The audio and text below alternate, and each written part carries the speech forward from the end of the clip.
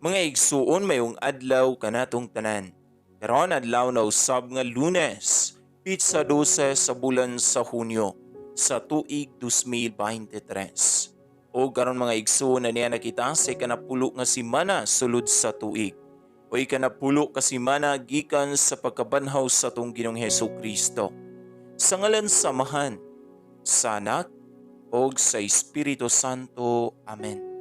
Ang Ebanghelyo kinutlo gikan sa basahon sumala ni San Mateo, Kapitulo 5, versikulo 1 ngadto sa 12. Sa pagkakita ni Jesus sa katawhan, mitunga siya sa bungtod o milingkod dito.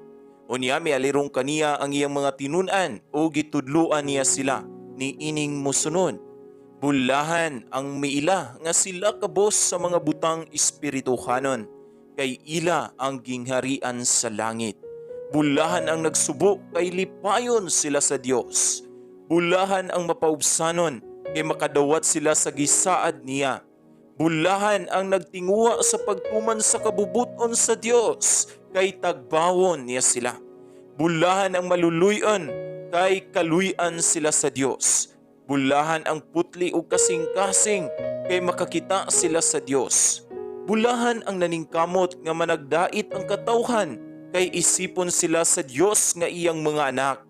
Bulahan ang gilutos tungod sa ilang pagsunod sa kabubuton sa Dios, kay ila ang gingharian sa langit. Bulahan kamo kung bugal-bugalan og daug-daugon sa mga tao, o butang-butangan sa tanang matang sa kadautan tungod kanako. Paglipay ug pagmaya kamo, kay dako ang ganti nga itagana kaninyo dito sa langit. Giingon usab nila niini pagpasipala ang mga propeta nga nahiuna kaninyo.